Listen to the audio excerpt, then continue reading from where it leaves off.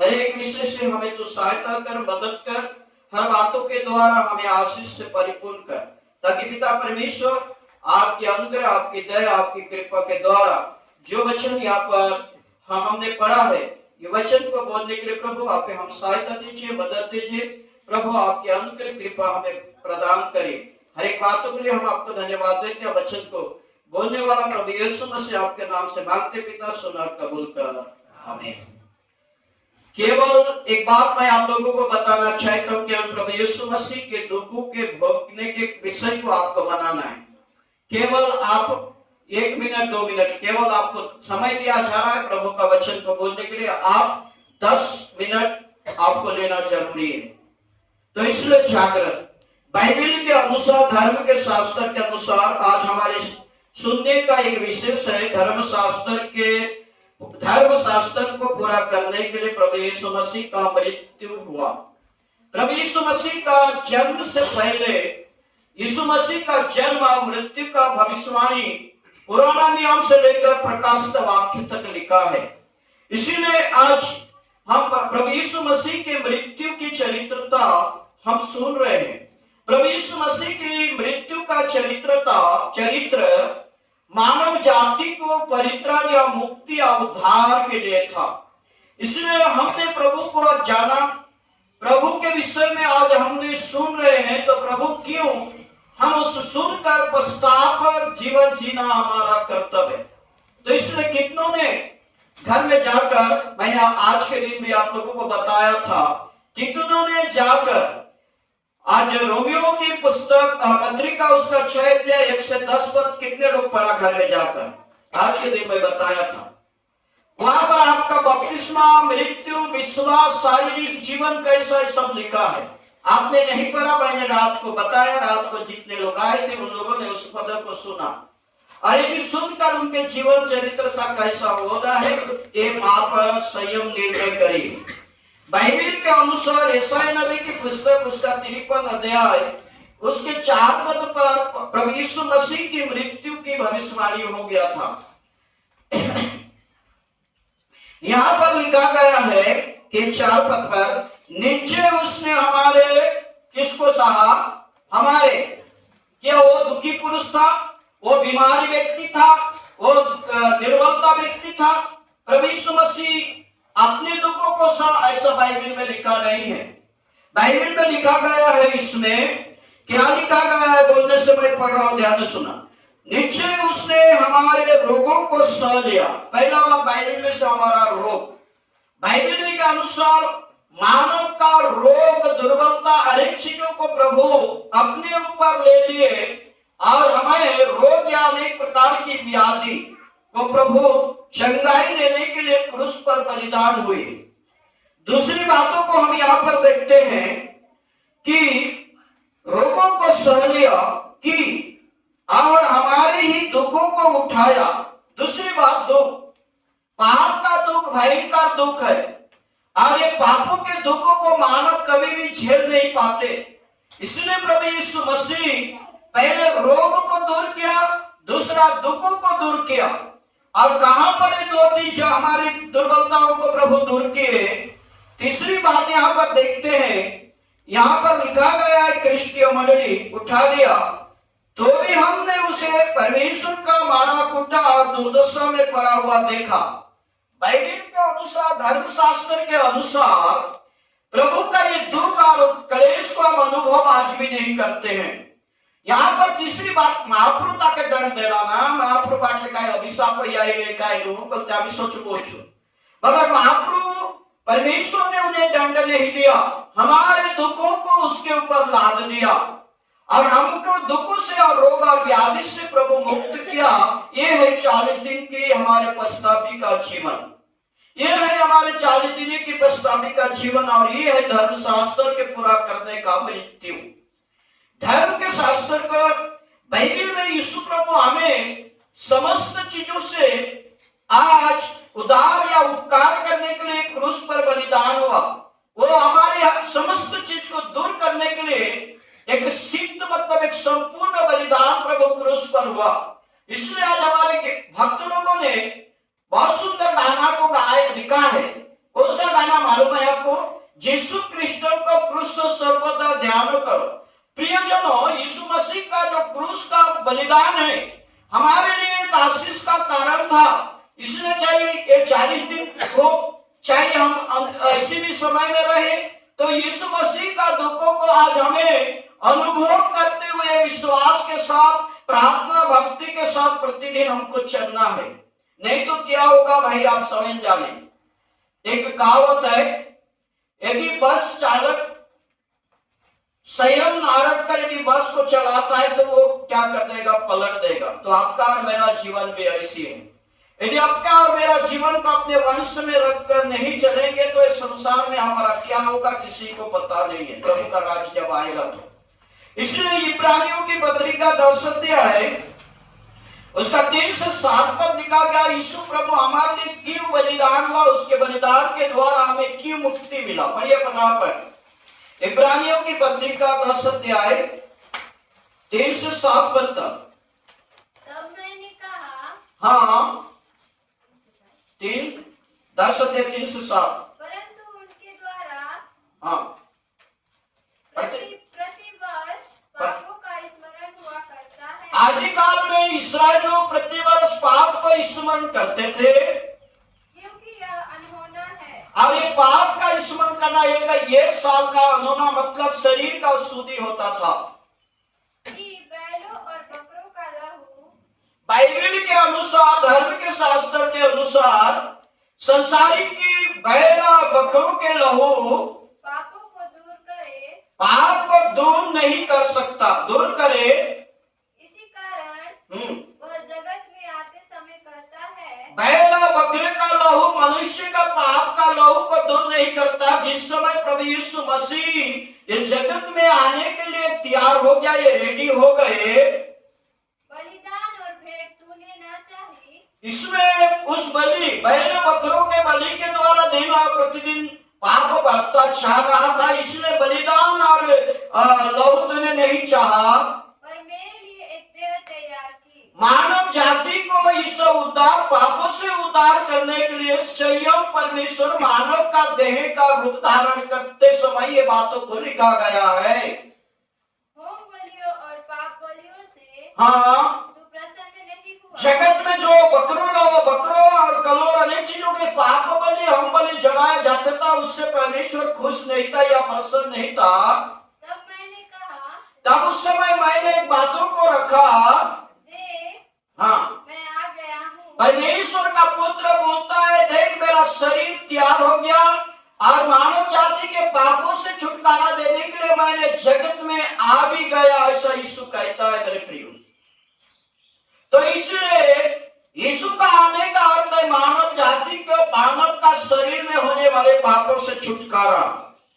इसलिए लेवी व्यवस्था की पुस्तक 16 अध्याय 21 पद में लिखा गया है, प्रायश्चित का बकरा और हारून अपने दोनों हाथों को जीवतों, प्रायश्चित बोलने से हम जो एक कुल मान के चलो, हमारा कुल के अनुसार हम बाकी जो लोग हैं, उदाहरण के तौर में हमारा कुल के अनुसार एक बकरा की आवश्यकता होती थी। जैसे हमारा परिवार नलकोट में कई घर है और उदाहरण तौर के अनुसार महुली में कई घर है और कई जगह कई घर होगा, तो एक जो परिवार का एक परिवार का एक कुल के लोग एक बकरा को लाकर मेन व्यक्ति उस बकरा के मस्तक पर हाथ रखना और बाकी लोग जो बड़े से लेकर छोटे तक अपने कांधों पर हाथ रखकर और लाइन से खड़े होकर प्रायश्चित करते थे, अपने पापों का मान लेते थे साल में एक बार। तो इसीलिए हारून भी उस बकरे को पाप बलि के पास वेदी चढ़ाने के स्थान पर लाकर हाथों में उठाकर हारून अपने इस्राएल जनताओं के पापों के लिए प्रायश्चित करता है। आज आप लोग को मालूम नहीं है कि याजक अपने कलीसिया के भूल के लिए प्रतिदिन प्रार्थना करता है, प्रभु कलीसिया में होने वाले प्रत्येक लोगों की पापों को तो क्षमा कर। इसलिए हमारे देवदास पिता ने हमें पाप परित्राण के विषय, पाप क्षमा के लिए प्रति रविवार आकर हमें स्वीकार स्वीकार करते हैं। क्रिस्टीय मंडली धर्म शास्त्र के अनुसार यहाँ पर लिखा गया है, हारून अपने दोनों हाथों को जीवित बकरे पर रखकर इस्राएलियों के सब अधर्म के कामों और सब अपराधों अर्थात उनके सारे पापों का अंगीकार करता या पाप स्वीकार करता है। उस वर्ष के उन लोगों का याजक होने के नाते के द्वारा। तो आज ही आप और मैं भी ये 40 दिन अपने आप को प्रभु हाथ में समर्पण होकर विश्वास के साथ चलना हमारा एक कर्तव्य बाइबल हमें बताती है। भजन संहिता में वही पद लिखा गया है 40 अध्याय 6 और 8 पद में, मेल बलि और दोष बलि अन्न बलि से तो प्रसन्न नहीं होता, हम बलि और पाप बलि तू नहीं चाहा। तब मैंने कहा, देख मैं यह हूं। केल की पुस्तक में मेरे विषय में ऐसा लिखा हुआ है, हे मेरे परमेश्वर मैं तेरी इच्छा पूरी करूंगा। ये कौन कहता है? यीशु मसीह। यीशु मसीह पिता का इच्छा को पूरा करने के लिए एक जगत में एक मेमना के स्वरूप में आया। पुराना नियम में कितना बार यीशु मसीह का इस दुखों के बारे में लिखा है, नए नियम में कितने बार लिखा है? यीशु मसीह के 33.5 वर्ष 6 महीना में कितना प्रकार की दुख आया। यदि हो सके इस महीना में, इस दुख भर सप्ताह ये महीना मैं बता सकता हूं, यदि आप लोग आओगे तो। बाइबल के अनुसार यीशु प्रभु मानव जाति को उद्धार करने के लिए से यहाँ पर आया। तो प्रसन्न करने से प्रसन्न हूं और तेरी व्यवस्था मेरे अंतःकरण में बसी है। यीशु मसीह उसका व्यवस्था विधि विधान अंतःकरण हमारे जीवन में रहना आवश्यकता है। धर्म के शास्त्र के अनुसार कुलुस्सियों की पत्रिका उसका पहला अध्याय 20 पद में लिखा गया है कि क्रूस पर प्रवाहित मसीह के रक्त, क्रूस पर प्रवाहित मसीह की लहू से हमें क्या मिलता है? शांति मिलती है। क्या मिलती है? शांति। यीशु मसीह के क्रूस पर बहे हुए लहू के द्वारा मानव जाति को क्या मिला? शांति मिला। ये पत्रिका पर पौलुस आपसे और मुझसे यीशु के क्रूस की बहे हुए लहू के द्वारा मिलने वाला उपकार को हम देख रहे हैं। क्या आपके बाइबल में लिखा है? पढ़िए क्या लिखा है? और उस क्रूस पर बहे हुए लहू के द्वारा, देखिए उस क्रूस पर बहे हुए लहू के द्वारा मेल मिलाप करके, बाइबल के अनुसार मेल मिलाप करके सब वस्तुओं का उसी के द्वारा से अपने साथ मेल कर ले, चाहे वे पृथ्वी पर की हो चाहे स्वर्ग की। इसलिए और क्रूस पर प्रवाहित मसीह के लहू से हमें शांति स्थापित करे। उन्हीं के द्वारा स्वर्ग और पृथ्वी की सब वस्तु का अपना साथ मेल कर लिए। हम पाप से, पिता परमेश्वर से हम बहुत दूर चले गए थे। किस लिए चले गए थे? पाप के द्वारा। और वो पिता से हमें मिलाने के लिए यीशु प्रभु का क्रूस की आवश्यकता पड़ा। और उस क्रूस के द्वारा बहे हुए लोगों के द्वारा हमें शांति मिला। पिता का क्रोध को शांति हुआ और हमें पिता के साथ, चाहे पृथ्वी पर जो भी वस्तु है वो हमें पिता के साथ मिला दिया। ये धर्म के शास्त्र आप पर मुझसे ये पापों का प्रायश्चित के विषय में लिखता है। बाइबल के अनुसार यूहन्ना रचित सुसमाचार उसका 11 अध्याय 51 पद में ये जो पुराना नियम का विधि विधान को यह पूरा होता हुआ हम देख रहे हैं।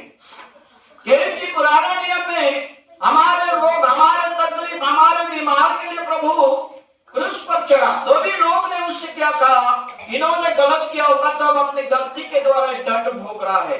नहीं, हमारे लिए प्रभु यीशु मसीह सबको सहने के लिए शरीर धारण करके इस जगत पर आए। मेरे प्रिय भाई और बहनों, माता पिता, यदि आप उस दिन को हमें स्मरण करके चलेंगे तो हमें उपकार मिलेगा, शांति मिलेगा, रोग व्याधि से भी यदि हम हो सके उद्धार पा सकते हैं।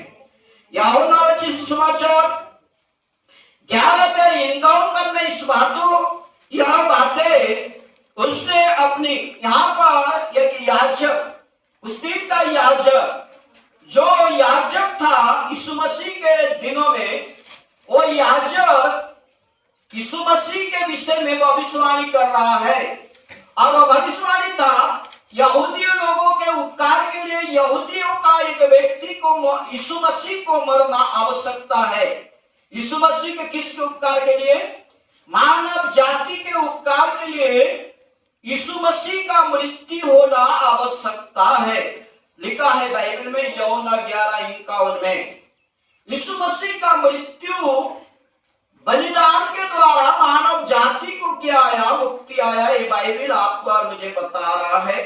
इसलिए मुक्ति के विषय को आपका और मुझे समझकर जानकर आगे बढ़ना आपका और मेरे लिए एक सौभाग्यपूर्ण बात होगी।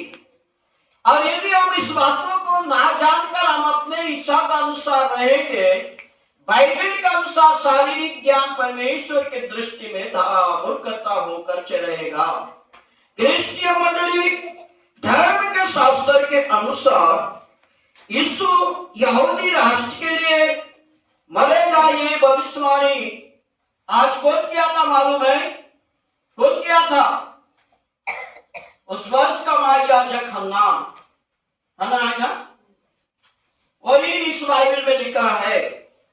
धर्म के शास्त्र के अनुसार आयुब अपने दुखों को स्मरण न करता, मगर कितना दुख आया, कितना दुखों को सहा, कभी भी उस पर ध्यान नहीं दिया। आयुब भी अपने आप को परमेश्वर के सम्मुख क्या कहता है? देखिए आयुब भविष्यवक्ता की पुस्तक 30:19 पर आयुब अपने आप को स्मरण कर रहा है कि मैं कीड़े कीचड़, बाइबल में लिखा है कीचड़ में फेंक दिया है। तो आज हम इस प्रकार के व्यक्ति हैं, हमारा उपकार नहीं था, हम में कीचड़ के समान है, हम में ऐसा मिट्टी मनुष्य है, हम इस मिट्टी के शरीर है। ये मिट्टी मनुष्य कभी भी परमेश्वर से घमंड ना करे। यदि हम घमंड करेंगे तो मिट्टी क्या हो जाएगा? चकनाचूर हो जाएगा। पढ़िए क्या लिखा है? परमेश्वर ने मुझको कीचड़ में फेंक दिया है, हाँ, और मैं मिट्टी और राख के तुल्य हूँ। इसलिए आयुब क्या कहता है? मैं मिट्टी और एक राख समान मनुष्य हूँ। कभी भी आपने अपने जीवन में इस प्रकार की प्रस्ताव करके आप प्रभु से प्रार्थना किया है क्या? प्रभु, मैं एक कीचड़ में फेंका हुआ व्यक्ति था, मैं मिट्टी और राख समान मनुष्य हूँ, तो भी आपने मुझे दया किया, आपने मुझे अनुग्रह किया, आपने मुझे प्रेम करके उस कीचड़ से मुझे निकाला, उस मिट्टी के बर्तन को आपने मुझे संभाल कर रखा है। आप मुझ जैसे मिट्टी के बर्तन पर आपने अपना जीवन का श्वास को मुझे दिया है, आपने मुझे शक्ति सामर्थ्य मिट्टी के बर्तन पर भरा है। प्रभु, इस मिट्टी के बर्तन को संभाल कर चलाने के लिए आपको मैं धन्यवाद करता हूँ, क्योंकि मैं मिट्टी और एक राख हूँ। यदि एक मिट्टी का बर्तन को यदि हम नीचे छोड़ देते हैं तो बर्तन क्या होगा? चकनाचूर होगा। और यदि हम किसी वस्तु को जला देते हैं तो राख होगा, उसका कोई मतलब। ऐसा ही हमारा शरीर भी ऐसे मेरे प्रियो। इसलिए शरीर को सच्चाई पर ले जाना और पापों से छुटकारा पाना, इस शरीर के अनुसार पापों से छुटकारा पाना है तो हम अपने जीवन में प्रस्ताव करके प्रार्थना करना आवश्यकता है। कब? ये 40 दिन दुख भरी बातों पर। बाइबल के अनुसार वही आयुब 40:6 को पढ़िए क्या लिखा है? 40:6। तब यहोवा ने अय्यूब को आंधी में से उत्तर दिया। आयुब प्रस्ताव करने के द्वारा परमेश्वर आंधी मतलब लेरा से उत्तर देता है। यदि आप भी प्रस्ताव करोगे, आपके प्रस्ताव जीवन में प्रभु आपको भी उत्तर देगा। मगर सबसे बड़ी बात है विश्वास के साथ चलना। रविवार विश्वास नहीं है मेरे प्रियो, रविवार चर्चा में विश्वास नहीं है। हम दिन भर काम करते, थकासी लगता है, तो भी हम प्रभु के सम्मुख जाकर दिन भर के बचाव के लिए हम प्रभु के सम्मुख बैठकर प्रभु का वचन को सुने और उसके आधार पर चले, तो वहां पर एक प्रस्ताव भी जीवन आ सकता है। ये बाइबल का सारांश है। इसलिए मत्ती ने जिस सुसमाचार आकर दिया संतापन में क्या लिखा, मत्ती ने लिखने वाला मत्ती यीशु प्रभु के जीवन चरित्रता को लिखता है। क्या लिखा है उसमें? ताकि जो वचन यशायाह भविष्यवक्ता के द्वारा कहा गया था हाँ, वह पूरा हो। बाइबल मत्ती में पूरा होने वाला देख रहे हैं, पूरा हुआ लिखा है, पूरा हुआ। उसने आप हमारी दुर्बलताओं को ले लिया। यीशु मसीह खुद हम पर जो दुर्बलता था, हमारे दुर्बलता को दूर करके हमें बलवंत बनाया और हमारी बीमारियों को उठा लिया। और हमारे अंदर जितने भी बीमार थे उन्हें दवा के समान उठा लिया। ये बाइबल हमें बताती है पूरा हुआ। किनके जीवन में ये बात तो पूरा हुआ? यीशु मसीह के जीवन में। आज मेरे प्रियो, यीशु मसीह के जीवन में बात तो पूरा होने का अवसर क्या था? हमारे मानव जाति को उपकार करने के लिए। इसलिए आज आकर मैं ये 40 दिन अपने दुखों को पछताव करके, अपने किए हुए गुनाह को पछताव, क्या हम प्रभु के लिए जी रहे हैं या अपने लिए जी रहे? एक बार सोचिए। ये प्रभु का देह है, समय समय पर हम प्रभु के लिए भी जीना है। शरीर को कूटना काटना भी है। कूटना काटने का अर्थ है जो वस्तु हमको खाना है पीना है और उससे हमें शरीर को बचा कर रखना है। यदि शरीर में ज्यादा खाएंगे पचन नहीं होगा, कम खाएंगे तो ताकत नहीं होगा। शरीर को जितनी वस्तु की आवश्यकता है, आवश्यकता है खून, ताकत, इतने ही चीजों को हमको खाना है। अगर शरीर को नुकसान पहुंचाने वाले चीज के लिए हम खाते हैं तो अपने लिए हम दुख को लाते हैं, अपने लिए हम कलेश को लाते हैं। इसीलिए प्रभु यीशु मसीह भी यही बात कहता है कि हमें सही उपकार और सही अच्छा उपचार करके हमें चलाने के लिए एक मार्ग को दिखाता है प्रभु। इसलिए क्रिस्टीय मंडली, आप प्रभु पर भरोसा करके चलना आपका और मेरा कर्तव्य है। विश्वास के साथ चलना, भक्ति के साथ चलना, नम्रता और दीनता के साथ अपने पापों को अंगीकार करके चलना, ये परमेश्वर का एक मार्ग आपके और मेरे लिए है। बाइबल के अनुसार, धर्म के शास्त्र के अनुसार, कुलुस्सियों पत्रिका पहला अध्याय 13-14 पर यीशु ने हमें अंधकार के वंश से छुड़ाकर, अंधकार के वंश से छुड़ाकर अपने प्रिय पुत्र के राज्य में प्रवेश कराया, जिसमें हम छुटकारे अर्थात पापों की क्षमा प्राप्त होती है। यीशु के द्वारा हमें क्या मिलती है? पाप का छुटकारा। यीशु के द्वारा हमें अंधकार हमारा सोच है, अंधकार हमारा विचार है, अंधकार हमारा शारीरिक स्वभाव है, अंधकार ये मत सोचिए कि रात्रि है। यदि आज हम प्रभु के आज्ञा के अनुसार नहीं चलते तो आज भी हम अंधकार में हैं। यदि प्रभु की व्यवस्था या विधि विधान के आधार पर हम अपने जीवन को नहीं चलाते तो हमारा स्वभाव आज भी अंधकार में है। इस प्रकार की हमारे स्वभाव जैसे अंधकार, हमारे सोच विचार जैसे अंधकार, हमारे अविश्वास जैसे अंधकार यीशु मसीह के द्वारा दूर हो सकता है। और वो काल्वरी क्रूस के बलिदान के द्वारा, यीशु मसीह का उस लहू के द्वारा हमारा प्रत्येक स्वभाव दूर हो सकता है, मगर हम यीशु को ऊपर विश्वास करने से। ये बाइबल हमें बताती है। बाइबल के अनुसार, धर्मशास्त्र के अनुसार आज हम ये सारी चीजों को देख रहे हैं मेरे प्रियो। बाइबल में हर एक पद को हम देखते हैं। मैं फटाफट आप लोगों को बता दे रहा हूं। जब यूहन्ना ने निनिवे नगर में प्रचार किया तो निनिवे के नगर क्या किए? नाचते हंसते गाते हुए नहीं, यूहन्ना को बातों को सुनकर निनिवे नगर के लोग पछतापी का उपवास किए और अपने अपने पापों को स्वीकार किए। तब वो निनिवे नगर को परमेश्वर विनष्ट करना चाहता था। उनका मन को परिवर्तन देखकर, उनकी पछतापी प्रार्थना को देखकर, उनकी परमेश्वर पर प्रस्ताव करके त्याग होकर उपवास को देखकर परमेश्वर उनके जीवन में आने वाला दुखों को क्या किया? हटा दिया। वैसा ही आप और मेरे जीवन में भी कई प्रकार के दुख है प्रियो। आप सोच रहे हैं हमारे शरीर में बीमार आ गया, ये हमारा दुख है। नहीं, हमारा बाल बच्चा यदि हमारा बातों को नहीं मानते तो हमारे जीवन में खुश आता है क्या? चिंता आता है। क्या आता है? चिंता आता है। ये भी एक दुख है। हमारे पति पत्नी पर एकता नहीं है, हम एक दूसरे के विषय में नाना प्रकार की बात करते हैं, ये भी हमारा शरीर के लिए दुख है। परिवार में एकता होकर जीवन नहीं बिताते, ये भी हमारे लिए दुख है। तो इस सारी चीजों के लिए हमें क्या करना है? प्रस्ताव करके प्रार्थना करना है। प्रभु मेरे परिवार, मेरे जीवन में से कौन सा बोलो क्या, मेरे बेटा बेटी, मेरे परिवार आज शांति, एक दूसरे की बातों को नहीं मानकर चल रही। हो सकता है मेरा जीवन का, मेरे कर्म का कोई अपराध हुआ होगा प्रभु, हो सके तो इससे मुझे माफ करे। आज मेरे परिवार, मेरे लोगों में एकता होकर विश्वास के साथ चलने के लिए हमें क्या दे? मार्ग दे। ये भी एक प्रस्तावित जीवन है। यदि इस प्रकार के आप प्रस्तावित जीवन को प्रार्थना में करोगे तो प्रभु आपका परिवार को अच्छी रीति से संभाल कर चलाएगा।